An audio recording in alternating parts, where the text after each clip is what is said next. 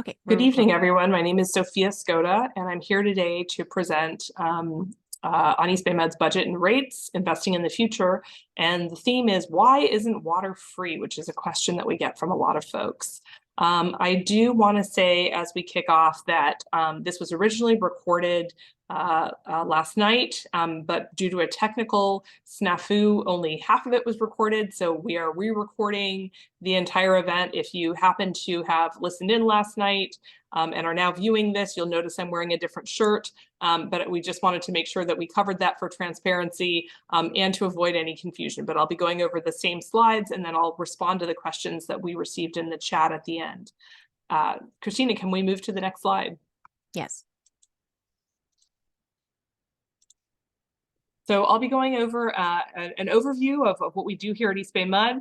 I'll cover our recommended budget, our rates and charges that support that budget, and our next steps, as we will be having a public hearing on Tuesday, the 13th of June at 1:15 p.m. here in Oakland at our boardroom. After the next steps, I'll go over the questions that were provided in the chat last night. Next slide. Next slide. So we have just entered a period where we are celebrating our century of service. We reached 100 years old in May, and that was celebrating 100 years of supporting public health, the economy, and the environment, of course.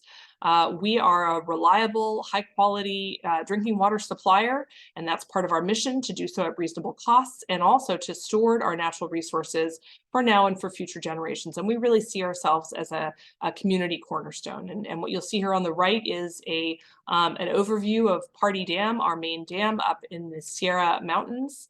And we'll see some shots of it under construction as we move through the presentation. Next slide.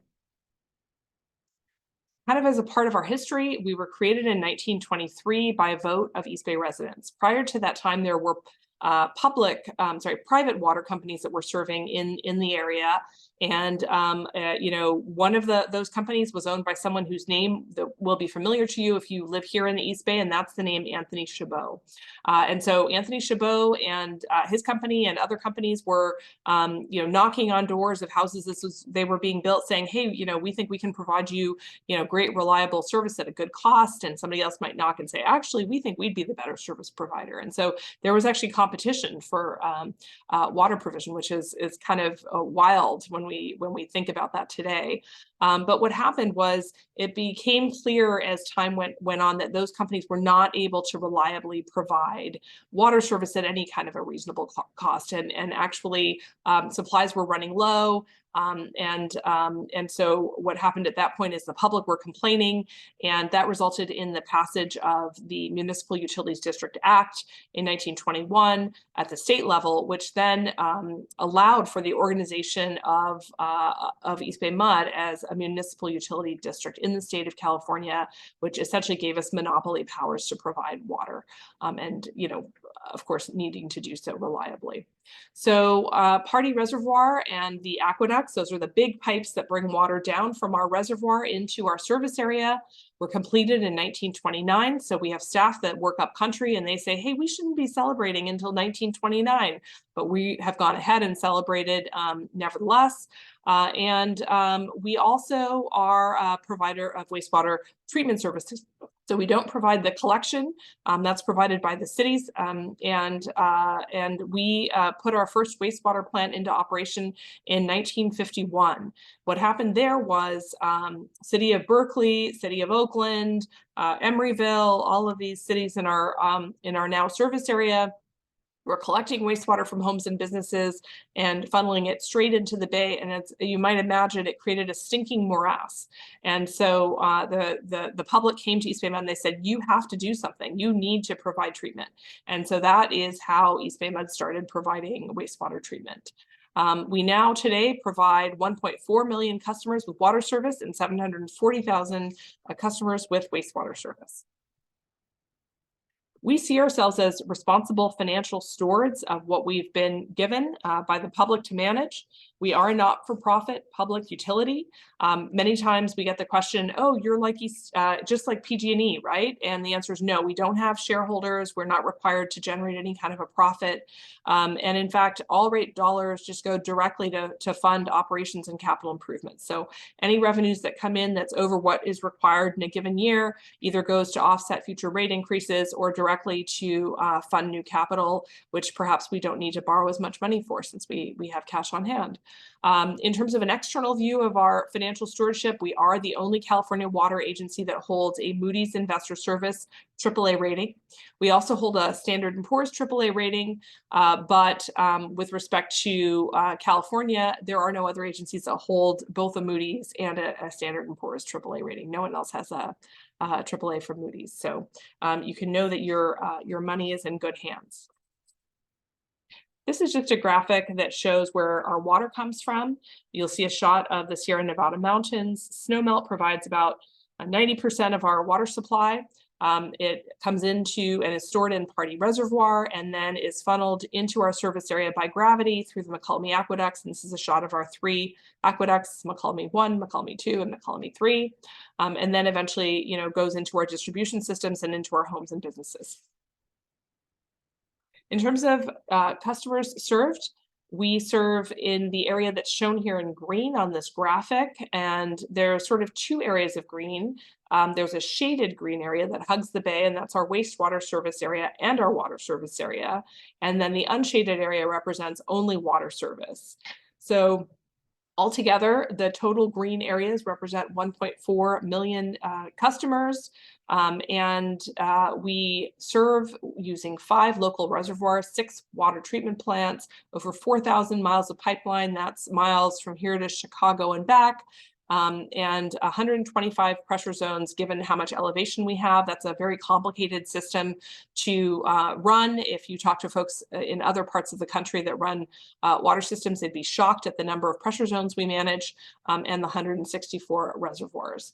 In terms of wastewater treatment, we serve 740,000 customers at about 50 to 60 million gallons per day on average, so lower in the summer, more in the winter. And we can receive at that plant, 10 times as much almost water from a summer day to a winter day because of the infiltration inflow, which takes place into our pipes through all the cracks and holes in old private sewer laterals and in the lines owned by the cities.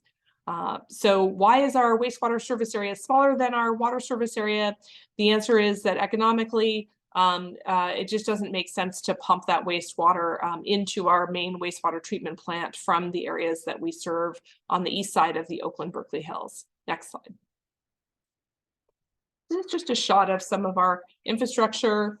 You can see we have the Orinda treatment plant on the top left of this slide, moving over to the construction of a reservoir, down clockwise to a shot of our clarifiers at our main wastewater treatment plant, and then finally a shot of one of our staff working on a new pipeline installation.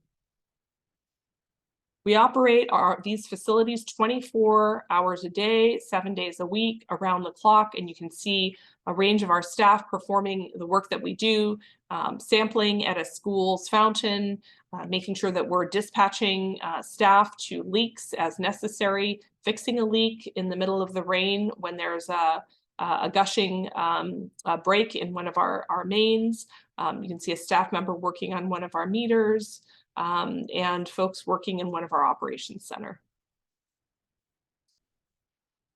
So when we look at the years to come, we see a number of challenges. We see the primary challenge is aging infrastructure. The last 30 years or so, this nation has not invested in aging water and wastewater infrastructure, and we've also had that challenge as well.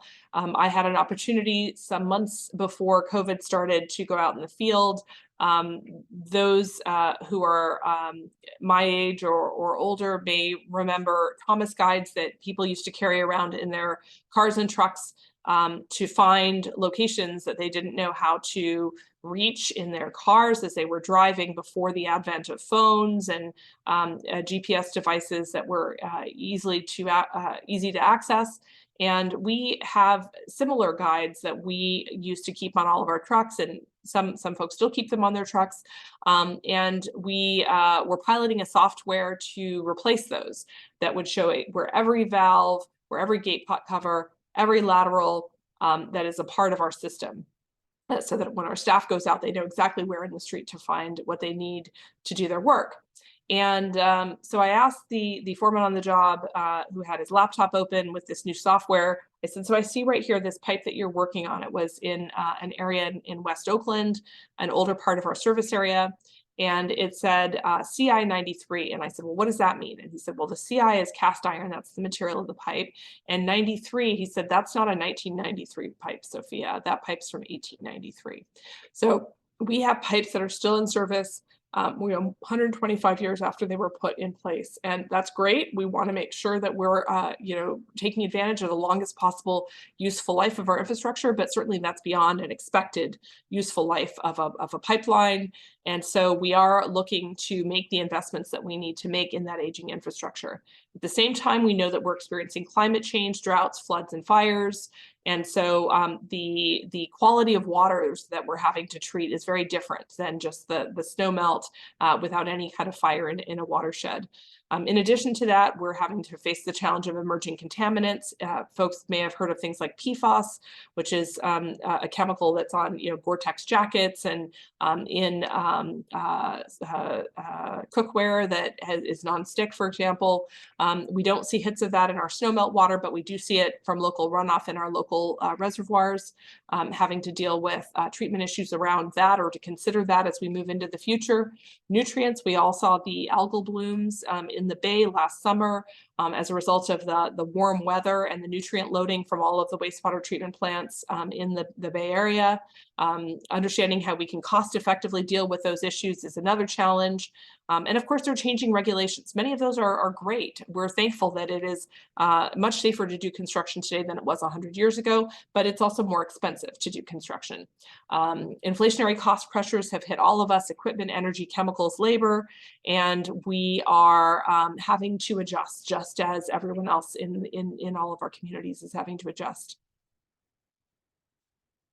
So we're moving forward now into the recommended budget piece of this presentation. This is an overview of our appropriations of our 2-year budget.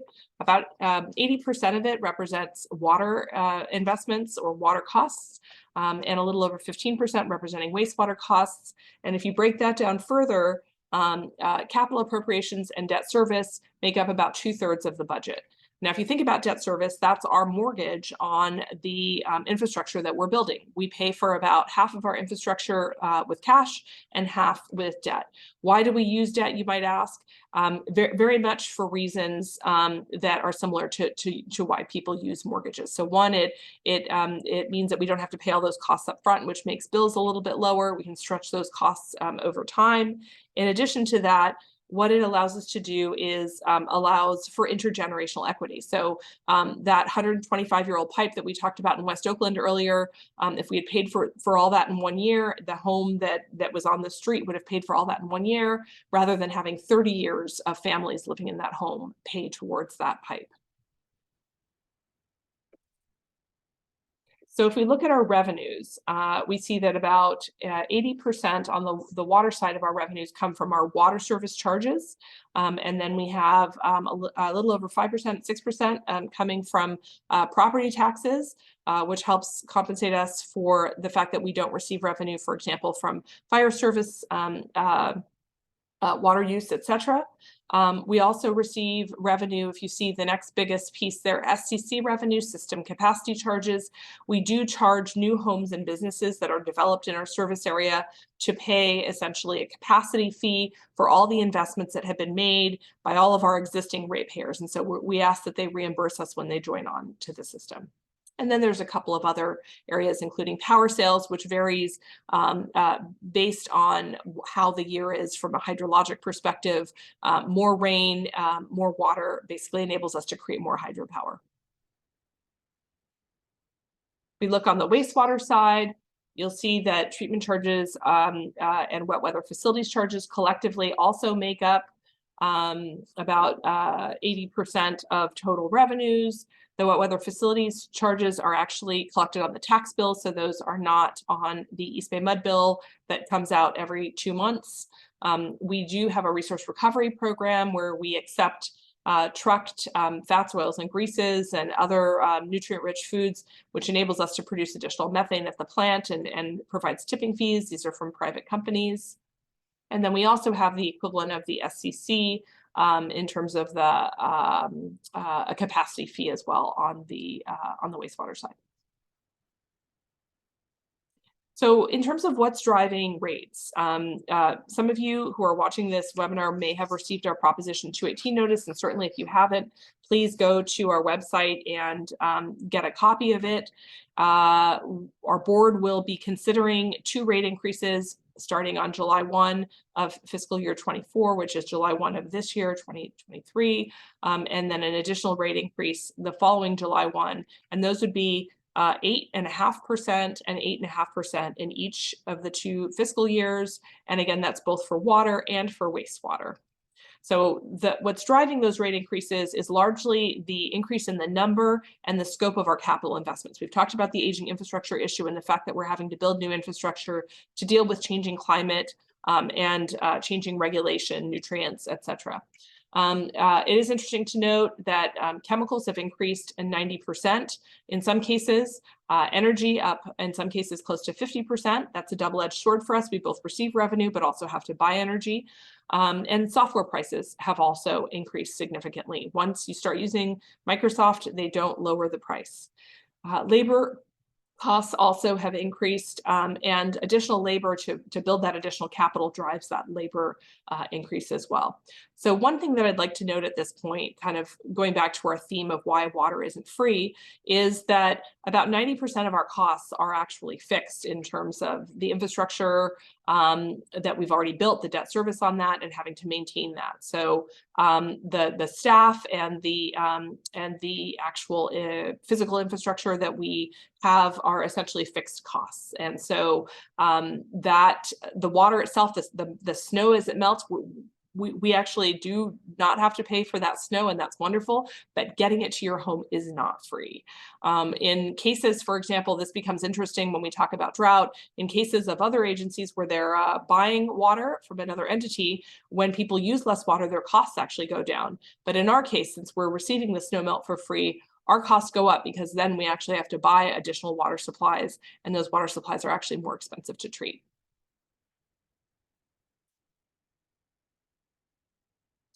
So we are in a period where we are making the largest investments in our capital that we have made in many generations. Our 5-year capital improvement program, or CIP as we call it, is more than $500 million or $500 million more than in our previous rate cycle. That's up about 24%. The 2 largest projects that comprise that we'll cover on the next slide. I do want to note that during the pandemic, we did moderate our rate increases. They were around 4% in each of the last 2 years and tapped on reserves, understanding that many in our service area were in compromised positions as a result of the pandemic and wanting to respect that. But the rate increases that are proposed for FY24-25 do accelerate our investments in our what we hope will continue to be a resilient and reliable water and wastewater supply system into the future. So again, when we talk about the system investments that we're making on the water side, the biggest investments are in 127 miles of pipeline that will be replaced throughout our service area over the next 5 years, and the investments of about $500 million in Orinda water treatment plant and Upper San Leandro water treatment plant that will help us be resilient to being able to treat a much wider range of water quality than we have had to treat in the past as a result of the changing climate and the changing water supplies. Other projects include work on our outlet tower required by the Department of Dam Safety, seismic retrofit there, work on the Sobrante water treatment plant to improve its chemical safety system, and additional work throughout the service area on neighborhood reservoirs and pumping plants. In terms of our wastewater system, the primary work is rehabilitation of some major sewer pipeline segments. I talked about the fact that although the lines that come out of, after it comes out of your house, are owned by the city that you live in, so Oakland or Berkeley, Emeryville, etc. But at some point they join our major interceptors and bring that wastewater to our wastewater treatment plant. This is a bird's eye view of our wastewater treatment plant, looking towards San Francisco. We're just on the left if you're driving to San Francisco on that highway. And work that we're doing at those facilities include rehabilitation of our clarifiers. And again, those are the round tanks that are open that you can see around our operations center. We're doing work on our secondary reactors and clarifiers. I think I said that already, my apologies. Work on the influent pump station, which is the pump station that's at the head of the plant as all that water comes in. We're modernizing our oxygen plant, working on looking at ways that we can remove nutrients more effectively so that we're not contributing to algal blooms in the bay. And there will be also work on a new dewatering building and seismic retrofit of buildings at the plant. Now, the dewatering building is part of the wastewater processing. So after the wastewater comes in, we kind of take out trash. We let the sludge settle to the bottom in those rectangular tanks. The sludge gets pumped into our digesters, which are the closed tanks that are at the very end of the photo. And inside there, we have methanogens, these ancient bacterial life forms. They eat up the sludge, the nutrients that are in there produce methane. That gets shipped to our engines and turbine to create electricity, which we use to power the plant. And then the excess is sent, energy is sold to the Port of Oakland currently. All right. This is just a graphic of kind of an average $1 of a water rate. We're really a large construction company, and we operate the infrastructure that we essentially build to provide water to our customers. So about 50 cents of that dollar, it represents infrastructure improvements. About 30 cents represents the water service, storage, treatment, delivery, and maintenance of our system. And then the rest collectively making up administration, customer service, management of our natural resources, including watershed management, fisheries, and other, and regulatory compliance. We'll now go over a graphic that shows this similar breakdown for our wastewater rate dollar. And what you'll see there is that the wastewater treatment portion represents about 40 cents, another 40 cents for infrastructure, and the two of those make up the bulk of that dollar. The rest of it representing costs for environmental and regulatory compliance, as well as administration and customer service. So now we're going to jump into the rates and charges portion of our presentation. We have 5 components to our water rates: a monthly water service surcharge, charge, a flow charge, an elevation surcharge for customers that live at elevation. About 60% of our customers do receive water just by gravity from Pardee Dam. There's enough head there to be able to supply water at reasonable pressures to homes. But for those that live at 200 feet or so above 200 feet or above 600 feet, there is an elevation surcharge. We only charge folks that live at elevation for the additional energy to pump to their homes and for the additional pumping plants and reservoirs that are required to serve them. We also do have, in some cases, private fire service charges if you have a private fire service. And during drought, we have a drought surcharge administered through a staged system of drought rates. We did have a drought surcharge that was on the bill during this last drought, and that was pulled off in March by our board of directors. So if we look now at the bill in a little more detail, this is trying to highlight the wastewater portion of it. If we actually could flip back for 1 second, Christina. The yellow portion there highlights the water service charges, and so you'll see the number of units and how much that's billed. I do want to point out this bill comes out every 2 months, so I sometimes hear a message, oh, my PG&E bill is now becoming similar to my EBMUD bill, and so I suppose the good news might be that you only receive 6 bills a year from EBMUD, whereas you receive 12 from PG&E. So the next slide shows the highlighted portion for the wastewater service charges. And then we'll talk a little bit more about this in detail, but you'll see kind of a pink salmon line. This is an Oakland bill, a fictitious customer, Florence Waters, who lives in Oakland. And that red kind of or salmon portion is a pass-through charge representing the collection charges for the city of Oakland. So the cost to funnel that water from your home all the way down to our wastewater treatment plant.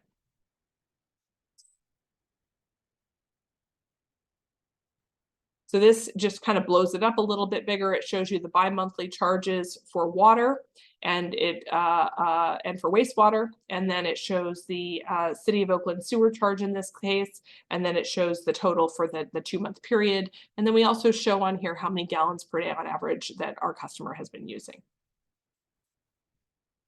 In terms of trends in consumption, we talked about the fact that at EBMUD, since our snow melt is free, we don't have to buy water except during drought. So what that means is, since our costs are largely fixed, but our revenues are largely variable, we only bring in about 30% of our total revenue on that fixed charge, with the other 70% coming from the variable flow charges. When we ask and when customers listen and conserve. And you can see here on this chart, water consumption has dropped about 25% since 2007, which is great. It means that we actually have to ask you to keep paying the same amount that you were paying, even though you're using less water, because our costs are largely fixed. So that's a conundrum, and it's hard to feel great about it. But the reality is in many cases, we're not asking you to pay more. We're actually asking you to pay the same amount. But since your water use has dropped, that rate actually has increased.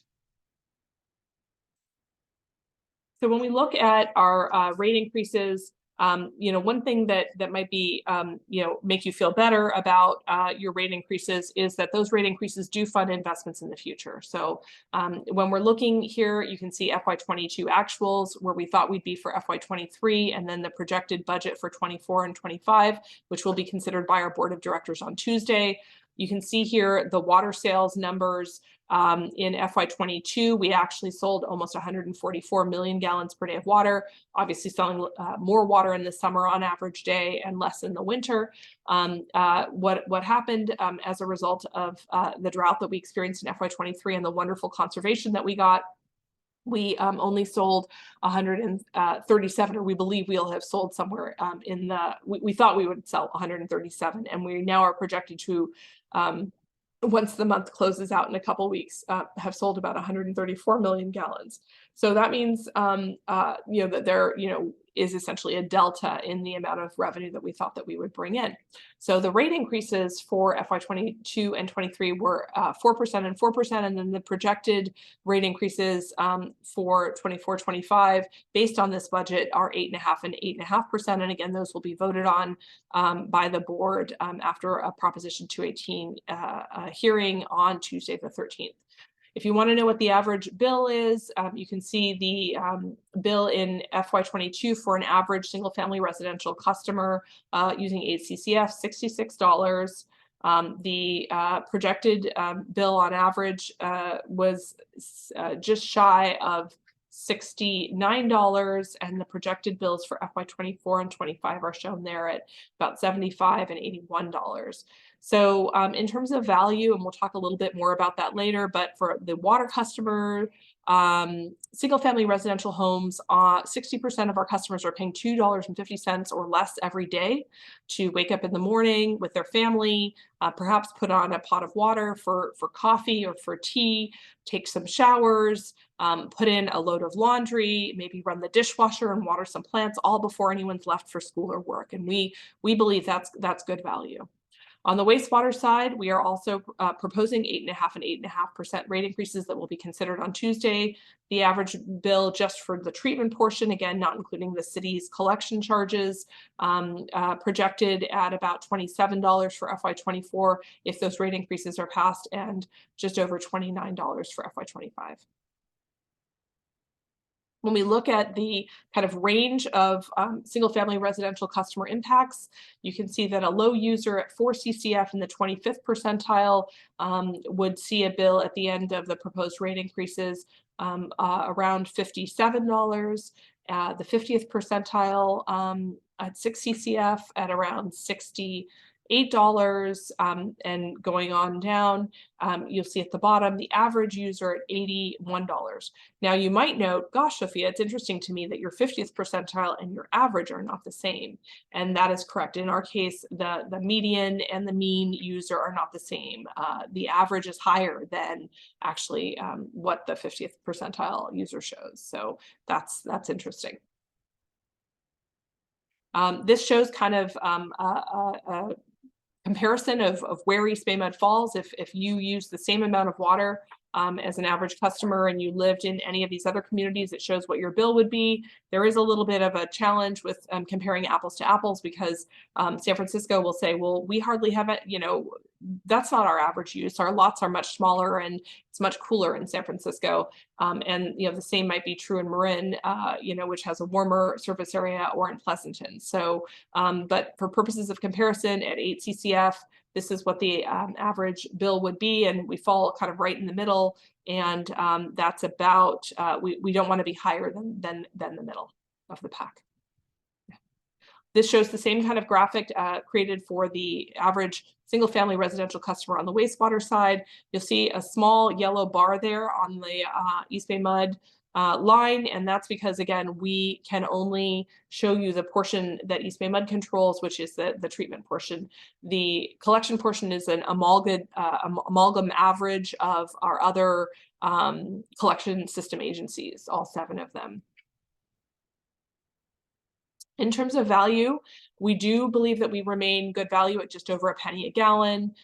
We do know, however, that in our service area, we have about 25% of our single-family residential households with incomes greater than $200,000 a year, and about 25% of our households with incomes less than $50,000 a year. And so we will not be Jackson, Mississippi, and we will make the investments that we need to make to ensure that is not the case. But we know that we have to help those who have trouble paying their bills, who are on that bottom end of the spectrum. We do have the oldest and what we believe is the most generous customer assistance program in the state of California, and the ability to reduce water bills up to a reasonable amount of water by up to 50%, reducing wastewater bills by up to 35%. And so we would really encourage you to ask anyone that you know, including yourself, to reach out and see whether you would be eligible for the program. What you see here on this slide is a QR code. If you're watching, please take a picture with your phone or jot down the ebmud.com/assistance. We want to help you. We've got a water lifeline program as well, if you happen to want to donate to that to help those who are behind on their bills for back charges. We want to help. So in terms of our process and timeline, it takes us about a year to put together our budget. And we have held 2 budget workshops this last spring in January and in March. We then prepared a Proposition 218 notice, sent that out to the public, and we presented our general manager's report and recommendation in May of this year. And the board will now consider the rates and charges and the accompanying budget at 1:15 on Tuesday, June 13th, coming up, and we invite you to join in either in person or on our Zoom link that's available on our website.